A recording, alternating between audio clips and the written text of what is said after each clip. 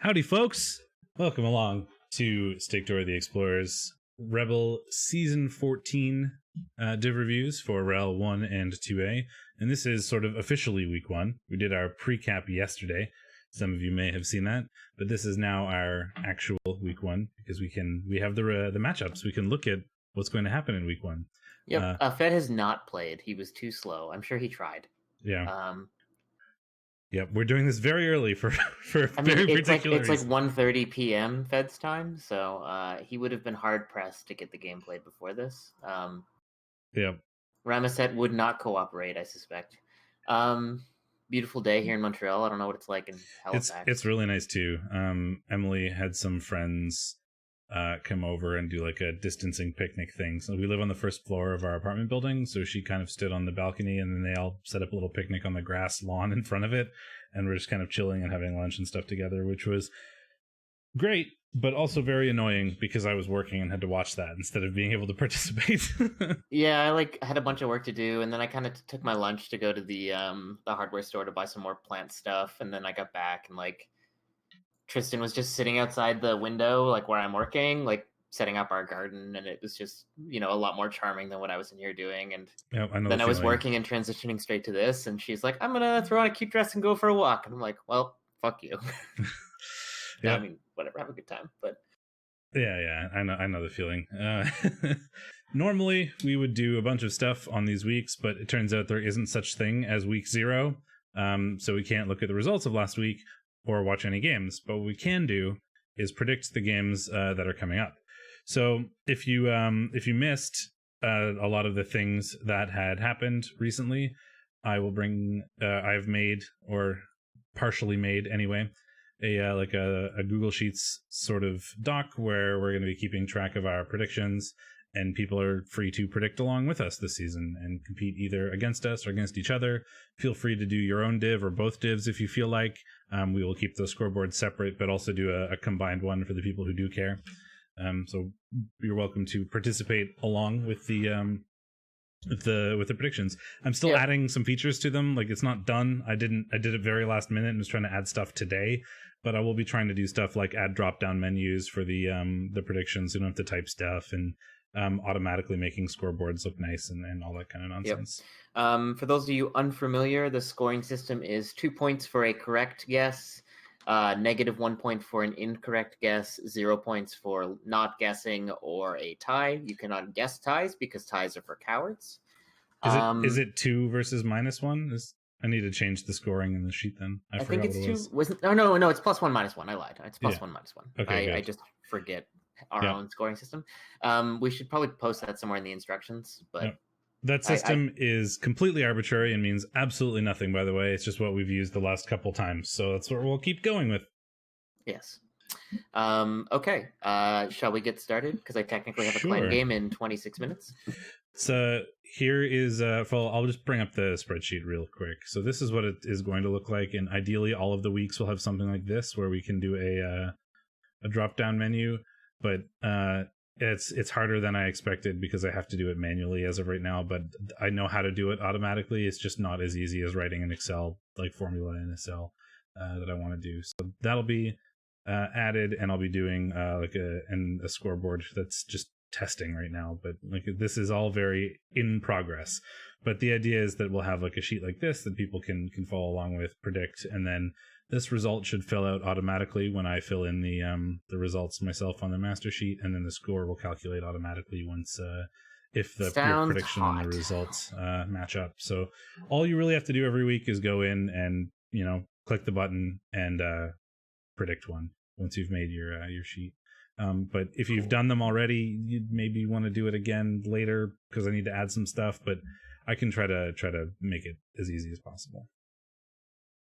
I started making this the day before our pre-cap, so I didn't exactly have a whole lot of time. I don't care about 5J.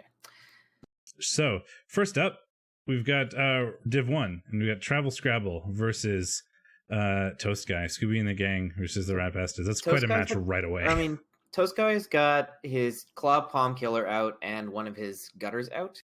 Mm-hmm. Not an important one necessarily. Well, not an unimportant one. It's his sacker.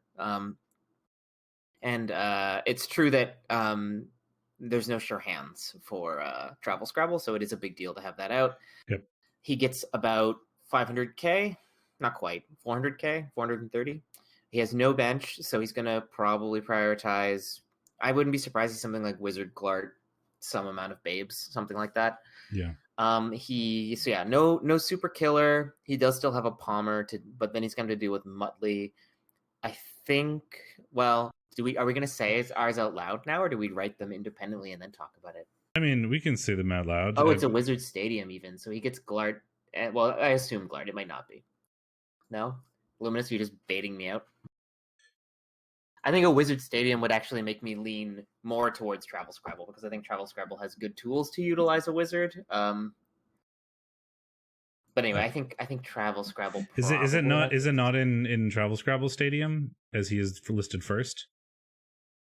It was Sage or the Wizard Stadium, yeah. It is. He has the throw the rock and get the ref that are canceled if this order is correct. The stadium enhancement for cowards. So yeah, I think despite Travel Scrabble's sustained injuries, I kind of like the Necro for this. I think Necro are good into rats. Hybrids have the speed to deal with rat shenanigans and kind of give as good as they get on that front. And Muttley is just going to tear through rats. And without the actual like sort of killer blitzer for Tosca, he's not going to be able to like just get through the annoying zombies that are going to kind of be in the way. And we'll have the werewolves a lot more free to be able to run around and do stuff, because there will still be a full Necro team in most cases. I certainly don't think it's hopeless for Toskai. No, but I like a good wizard play and things like that. But I think most of the time I like Travel for this. Another big one right away. We have Grungy Desserts and Fell with Quaddadal between Staticus and Not for Science. Did I tell you that I had to type out Fell with Quaddadal's name? Because I could have gone into the game match and copied it here, but I just was lazy and like typed them all out manually for the first time before I started copying and pasting. Oh, Jesus. And I will never forgive Not for Science for making me type out Felwith's Quaddadal. Yeah. I mean, you could have copied it, or you could have used like the API, but I was lazy lazy in that it made me do more work in a number of ways. I know the feeling. I was going to set up the sheet to like pull all the matchups from the REBBL API, but haven't really used the REBBL API, and I've never really connected APIs to a Google Sheet before. So I figured it would probably take less time to just copy paste the names manually than it would to learn how to do those things. So that's I know exactly what you mean by like laziness for time rather than effort. So Stauticus drew the lottery winner here. He doesn't get to use his Surfer, and a Movement 8 Frenzy piece is no joke against elves. Not at all. But Not for Science doesn't have Tanare. So no natural one turning for the high elves. Yeah, 2070 versus 1780. So we still get like 290k for the elves, which is something. Yeah, because they have 240k plus 90k sitting on the bench. Yep. I mean, same with, I guess the Nurgle also have 200k on the bench, but whatever. Anyway, how is that player 200k? Pestigores are stupid. They are. Nurgle is so expensive. Yep. Yeah, and I guess somebody mentioned, or Illuminist mentioned that, Travel Scrabble could drop Top Cat if he wants to be a little more efficient as well. It's hard to justify dropping a Mighty Blow Tackle piece heading into rats, but yeah, I agree. He needs to recycle it eventually for the long-term health of the team. You can't be carrying around that white, but I wouldn't be surprised to see Travel Scrabble try to keep it around as much as possible. In the Nurgle versus Elfoff, how do I feel? I don't know, actually. That's a good, so on the one hand, Tanare is just not there, which makes a huge difference. But they're still elves, they're still speedy. Nurgle dislikes speedy. Yeah, and they're elves with a wizard. So it's really hard to count them out. But I think the loss of the one-turner is more significant than the loss of Donut in the Hole. There's the Nurgle Warrior with tentacles, there's the Beast with tentacles, and there's two Nurgle Warriors with tackle, but we don't actually have a tackle or speedy. We don't have a good Pestigore. Yeah. This is a weird game. I feel like what do you think? It's a very weird game, and I don't know because it's hard to choose when those things are gone, but I think I'm probably going to go with Stauticus. I was on Team Stauticus until I realized he doesn't have a blitzer, like you said. So I'm going to go I'm gonna go not for science on this. Alrighty. Then we have the Voltrex Vanguard and Dreams of Golden Streams. We've got Ramaset and Superfed. We get to curse somebody. So we've got 1620 for Ramaset, and we've got 1310 for Superfed. So Superfed gets 310, which is pretty significant. And we're going to be Wizard Bride Babe, probably in the Coward Stadium again. So many Coward stadiums. No Wizard, or no, it's a Knuckles Altar, right? Because Fed. It makes a lot of sense for Fed, but for sure. We're not in his stadium, sadly. Fed will have a Wizard and a natural 1-turn. I think Fed's going to win. There you go. You heard it here first. Yeah, I think that's probably an accurate statement, frankly. And there isn't anything like the rats. The Storm Vermin will do a pretty good job against the High Elves, and there isn't anything like crazy on behalf of the High Elves to stop the rats from doing things. Yeah, the Tackle Palmer is going to be really nice. The Claw is okay for like line hits on like random linos on the just to get like maybe a little bit of extra attrition. There's already a bunch of AV busts, so there's 5 AV7 pieces. So the Mighty Blow Tackle Palmer is going to tear through this team ideally. So we both of us predicting Superfed there means that he's definitely going to lose. Yeah, Ben. He's if you go the actual 15-10. Yeah, so he's got a Wizard, which is like a Wizard and a 1-turner, which is what we cared about. Well, I mean the bribe is big too because he does have dirty player, but not getting a Wizard? What? Why? Have you been burned before? You are totally getting a Wizard. You doof. It's you get 180, which is more than 150. Greater than 150 auto purchase Wizard. Yeah. So I think the Wizard and the 1-turner make a pretty big difference in that sort of agi matchup, because like as long as there isn't a good way for the Elves to target the 1-turner, and as long as the 1-turner is on the field, you pretty much have a tie because you can just 1-turn. And the Elves don't have a Mighty Blow to cause significant attrition going the other way. So if they had a Mighty Blow Tackler, I think this would be a little closer, but it's going to be a tough game for Ramaset unless he gets some good breaks. Yeah. Literally. Rage Dwarf and the Broken Bone Battalion. We have Unseen Walker and Super Base. 1830 versus 1710. This will be the first time seeing Super Base play, and he is playing AV7 Elves into Dwarves. Yeah. I think we'll probably watch this game next week if it's not a total blowout. Do you expect it to not be a total blowout? There's a chance. I mean, Rage Dwarf wins this match by making the Pro Elves not exist anymore. And he's going to be very good at that, considering it's Armor 7 Elves mostly versus all this Mighty Blow.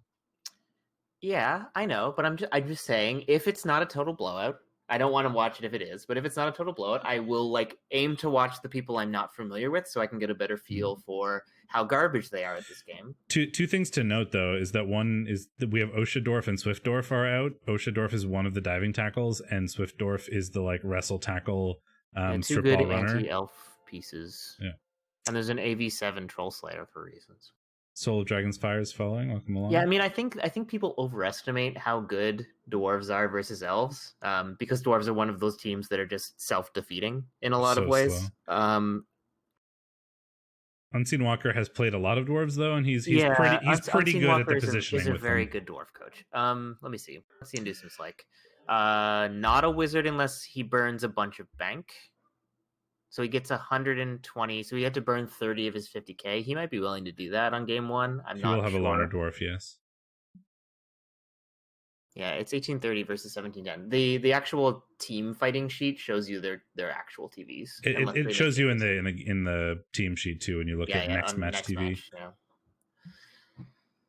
I'm going to take Ragedorf, I think, just because there isn't anything, as we mentioned during the precap, I don't think there's anything super unfair about the elf team.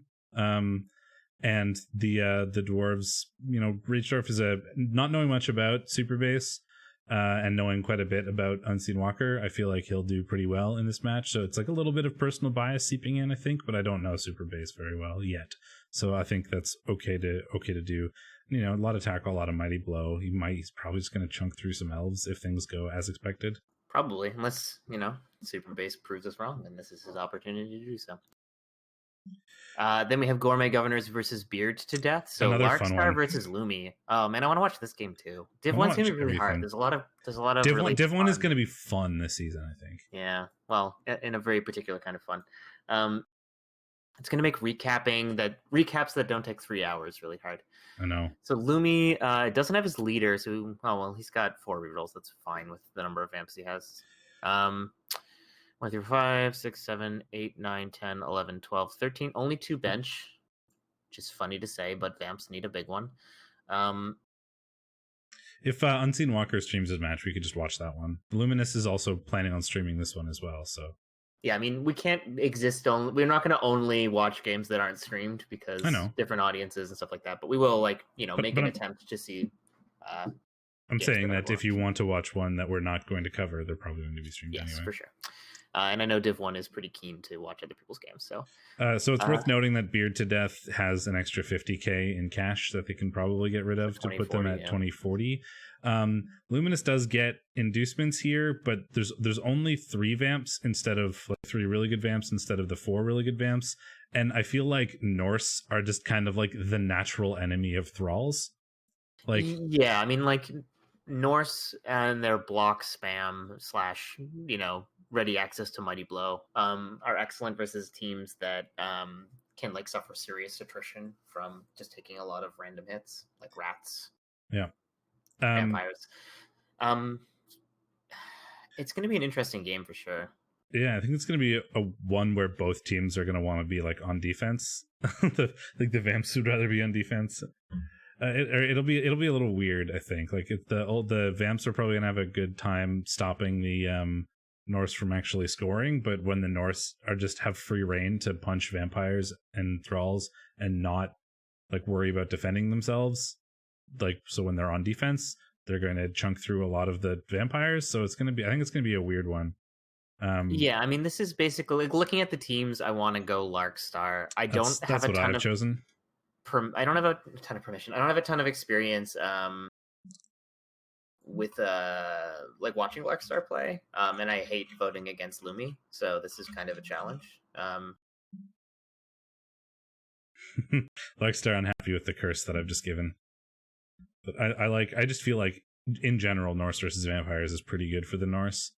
I would agree. Yeah, all right. I'll vote against Lumi once so I can remember what it's like to feel pain. And I mean, if Lumi had all 5 of his vampires that he used to have, I think it's a lot different, especially since the one that he's missing is the Mighty Blow Blitzer. What are you doing for inducements, Lumi? You've got 320k, so that's a wizard, I assume. Yeah, I mean, Norse are very much a snowbally team, so if you picked up a Thrall, okay. Because is this going now?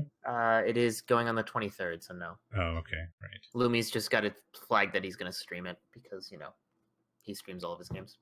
Not all of them, but most of them. Then we have Dazed and Confused Acropolis versus Volcano. Okay, let me see here. Dazed and Confused versus Volcano. It's the slightly emaciated Nurgle team who's actually missing a Nurgle warrior going into this, and it's the block claw Mighty Blow Guard Nurgle warrior. It's one of the only relevant ones. Is a huge deal.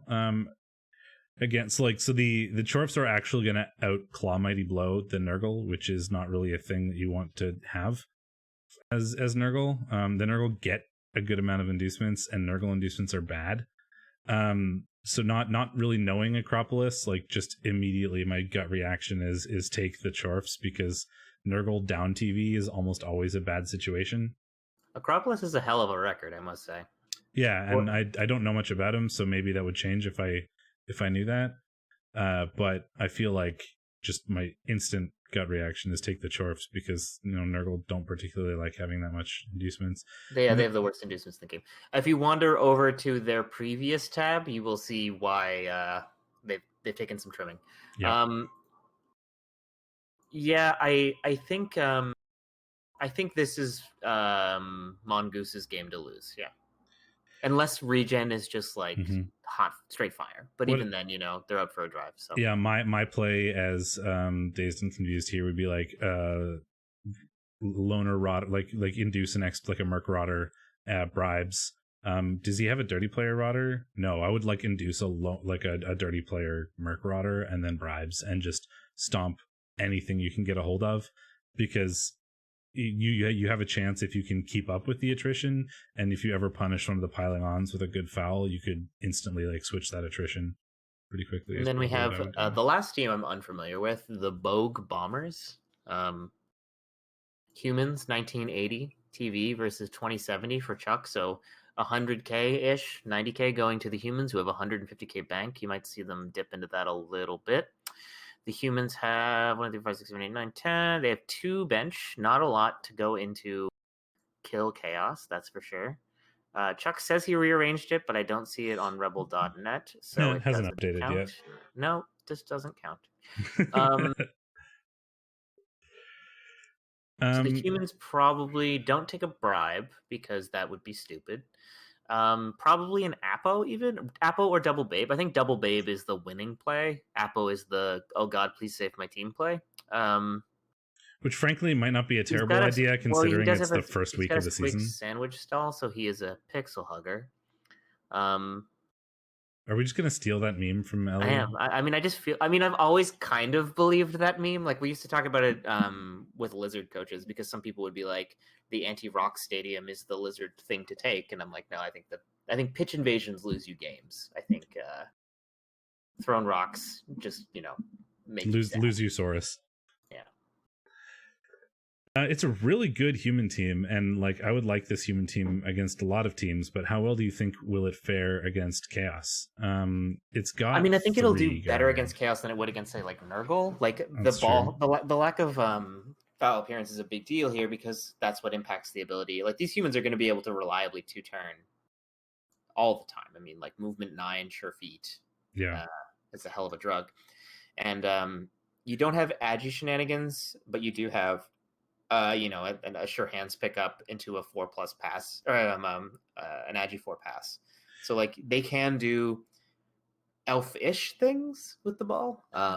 There's a reasonable amount of tackle on Big Chuck's team, and he's got that strength 4 ball carrier. However, this human team has a strength 4 ball sacker, so that's a little bit negated.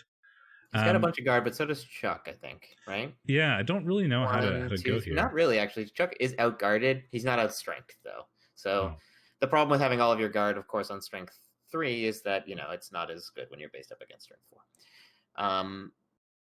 So the humans do, strictly speaking, outguard. They definitely do not outstrength the chaos. I don't know. It's a really good human team. And it is. Yeah. What are you thinking? I don't know. Like, I kind of want to pick Chuck just out of familiarity at this point. But that's a bad way to pick teams. So I feel like if I had to look at this with the coach names blanked out, I feel like the humans would have a really good shot, especially since they also do get inducements and can probably keep their players for a bit with like double babes. If Big Chuck just goes nuts and gets removals, then he can win, but that can always happen with Chaos. Yeah, he doesn't have any claw palm, which is a hell of a thing, but I think I still lean Chaos here. I lean Chaos a bit, but I think I'm trying to like separate in my mind the bias I have towards coaches, and I don't know if it's working. Why? We're in Div 1. You should totally pick based on coaches. No, I know, but I mean, I don't know the other coach, which is why Let's look at his history. He has an extremely good win rate in 4D. He's got a pretty good win rate in 2B, and he had a bad season in 2B. Well, let's just start off with some more divisive picks, and I'll take the humans for this one. You're gonna DP the can. You're gonna DP the can. You're gonna can the DP. Interesting. I don't know if I like that. You wanna foul humans. I don't think you're too. I mean, like 2 babes is sure it's a thing, but I don't know. Anyway, I think I'm leaning Chaos, but I wouldn't be surprised to see the humans clutch this out. It's not like I don't think it's a swing match. So shall we look? I almost clicked on week 2, but that's not what we want to do. Shall we look? Did you vote? Did you vote humans? I didn't. Yep. I didn't hear. Well, you don't need to write it down anymore. I know, but I'd like to know when we're contentious. Yes, I took the humans specifically to be contentious. I'm proud of you. So let's move to 2A. Yeah. So we've got Marvelous Creatures by Soul of Dragon's Fire versus Here We Fall by Fall. So I don't know how the game organizes. Actually, I don't. Rebel.net, I don't know if it keeps the same order as in client, but I noticed when going through and writing these all down that the order is kind of had these patterns to it, and in particular, it just picks one team, and that team is always in the top row, and that is Marvelous Creatures for 2A. And I really wonder what how the sorting algorithm actually goes through and assigns games in round robins. It's not necessarily that way for 1, is it? Yeah, it was it's the Rat it's Bastards. Toad's guy, yeah, it's Rat Bastards. That one. It might be a quirk with just how Rebel.net pulls the data from Blood Bowl, but it's not really relevant. The only thing that does matter is that the horizontal order is the same, right, for home. He says, Superfed saying the first row is always the newest team in client. Oh, right, and it does the same thing with your own team orders. Like your oldest team is left because there's no sorting built into the teams whatsoever in Cyanide's UI. Huh. It's so in your own team lists, your oldest team is always the farthest left one, and you can't reorder that or anything. It does, so I assume it does the same thing with divs and stuff. Anyway, let's get into this. I'll open these all up. 1920 Dark Elves and 1630 High Elves. Well, I know what that immediately makes me think. That the High Elves get a wizard.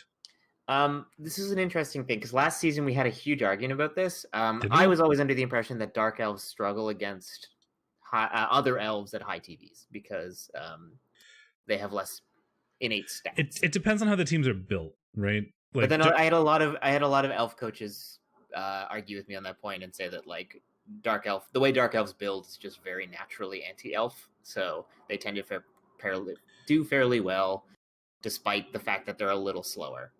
Dark Elves kind of end up in that sort of whole bunch of annoying player camp, right? You get 4 blitzers that are all blodge step kind of thing, whereas you don't necessarily get that as frequently on stuff like High Elves. So sometimes it can just be annoying to deal with that much blodge because you can't really knock them out of the way, and they can also dodge and keep up with you. Yeah, I can see it. So, Soul Dragonfire's team looking pretty good. It's going to be down a Garter that I think should be fired, but we'll see. It's going to have its crazy Agi 5-piece. Other than that, it's pretty fair. It's got a Mighty Blow Tackle Blitzer, which is going to be big, obviously, in this Elf matchup. And then we have Here We Fall, who also has a Mighty Blow Tackle piece, but it is movement busted to bring it down to the level of a Dark Elf Blitzer, though. So the Strength Tackle Blitzer is pretty useful as well. Yeah, so there are 4 catchers, so it's a reasonably fragile High Elf team. They do get 200 to 300. No, 290k. They get 290k, so a wizard and then some jazz. Yes, the wizard is certainly very good. As elves of the wizard are nice. I think I probably want the Dark Elves here. Just a whole lot of solid players that are going to be kind of difficult for the High Elves potentially to deal with. You have the sort of 2 really nice ones.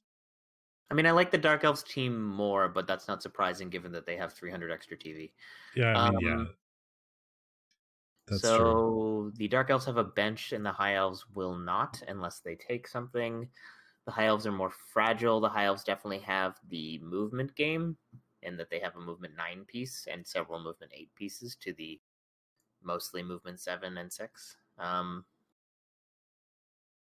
take a contentious picker. I'll grab Fall. Sure. Okay. Anagram Catastrophe from Uber the Nuber and Battle Brothers by Kilrix. We have 1710 Skaven and 1790 Bretts. So not a whole lot for the Skaven. Finally, no inducements. 80, very little. 80k.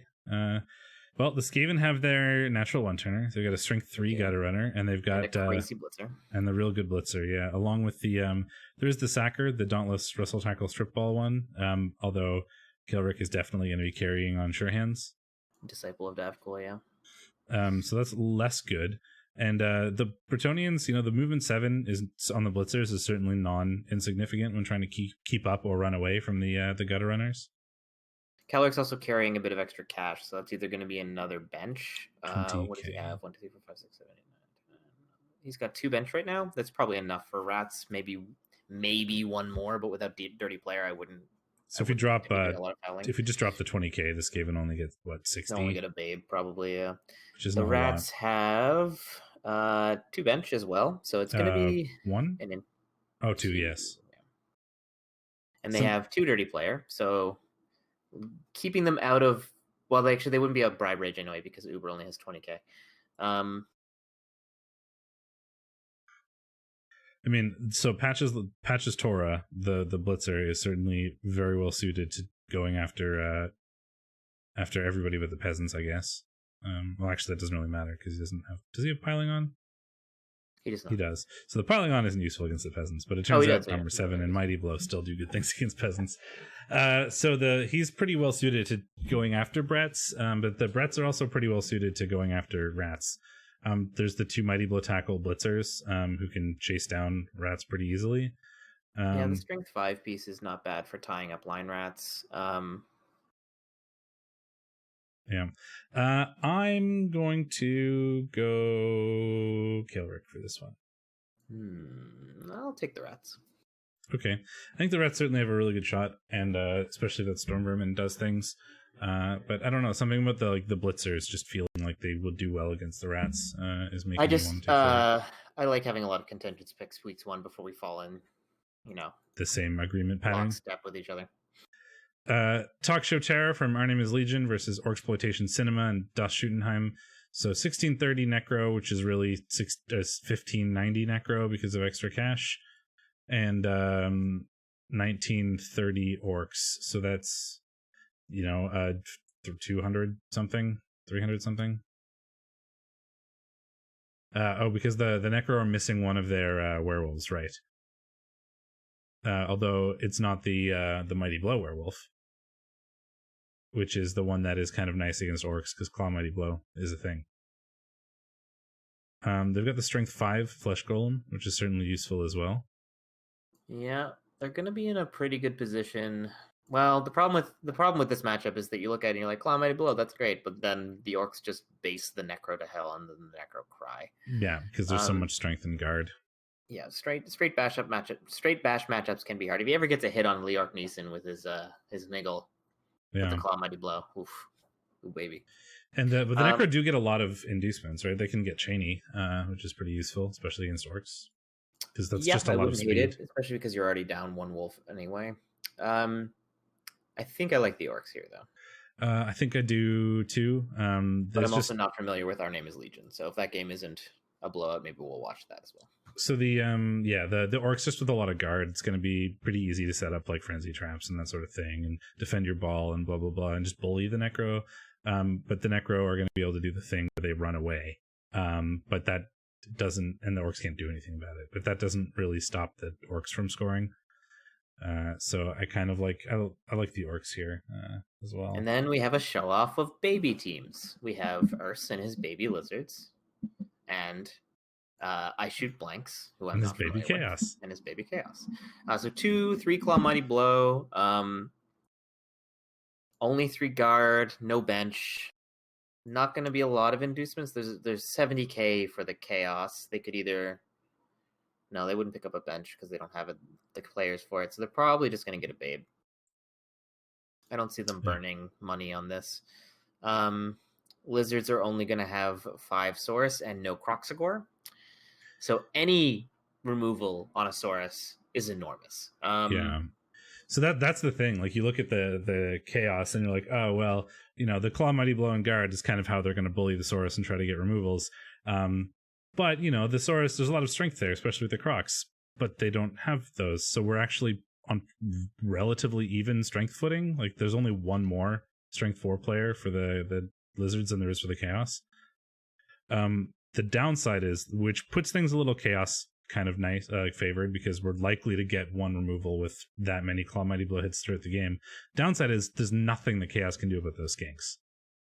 Like there's Beastmen, so I was going to say, I think that the chaos have to win so overwhelmingly to catch the skinks and to be able to stop the skinks from just free scoring that I think the lizards win this, even though I think the Saurus are going to have a bad time. I'm gonna do that.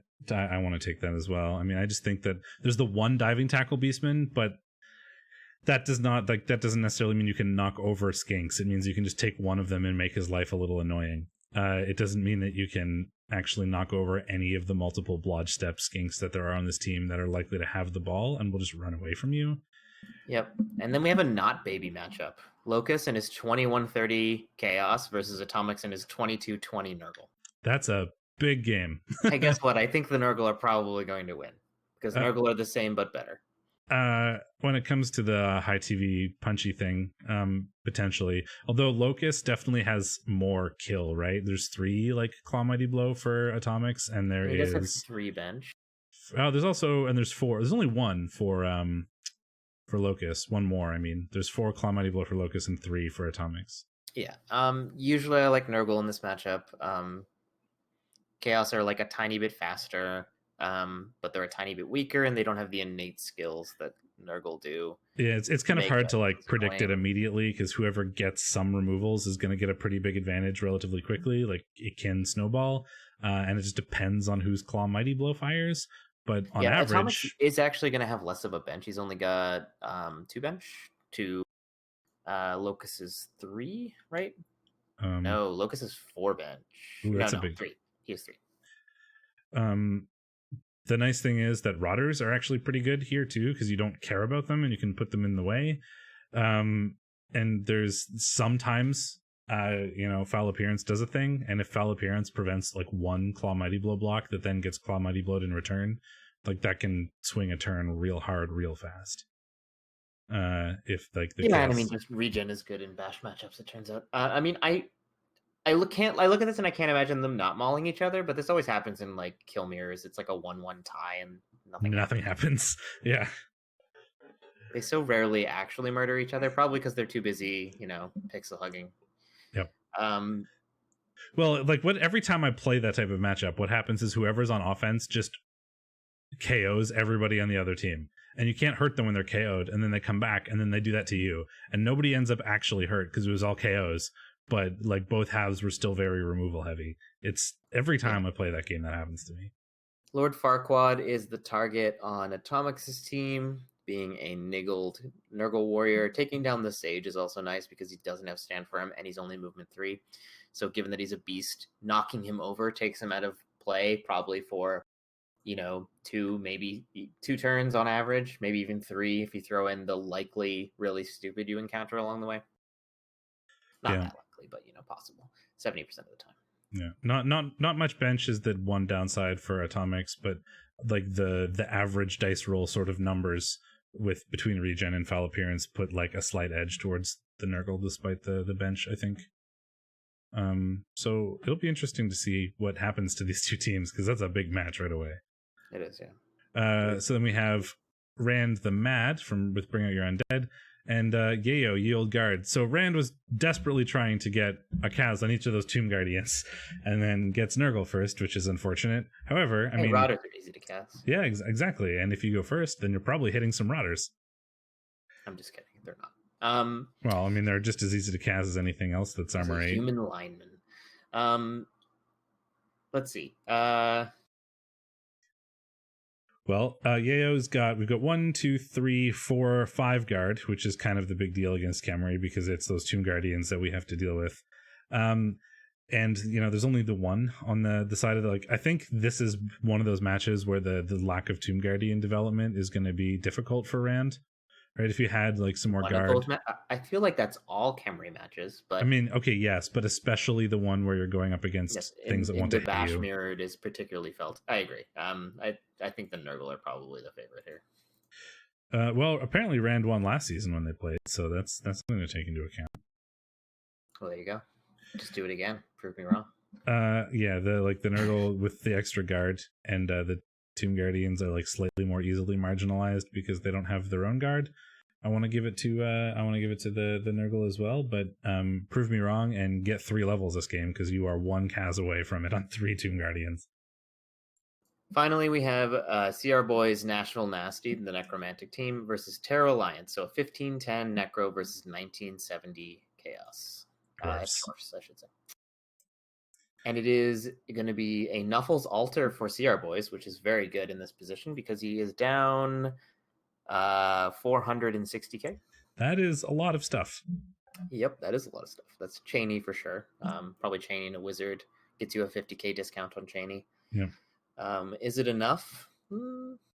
Maybe. I mean, so the chorfs are very, they're real solid chorfs. The bull there's one bull centaur that's not as good as the other one, but like the chorf core is really, really solid, and the devil is probably the best chorf blocker we've ever seen. So that's a thing.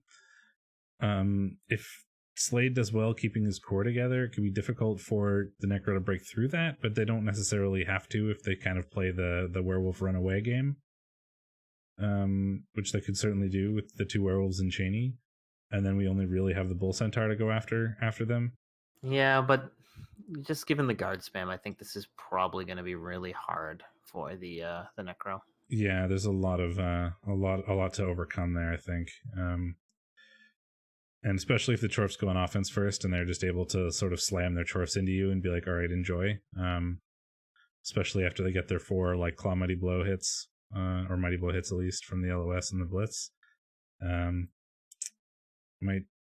Things might not look too good for Sierra Boys. So I think I'll take the Terror Alliance for this one, but I think with some lucky wizard use and some good running away with the werewolves and outspeeding the chorfs, you can certainly make some things happen. So that's our predictions. Yeah, and I'll bring up the title again. Normally we'd also like watch a match or go over the results of last week, but since there was no week 0, this is what we got. I hope you guys like this one. Was pretty short. I hope you guys liked it. We'll be back. Our regular schedule from here on out will be on Thursdays rather than Wednesday, but we just wanted to get this one in, especially in combination with the precap yesterday.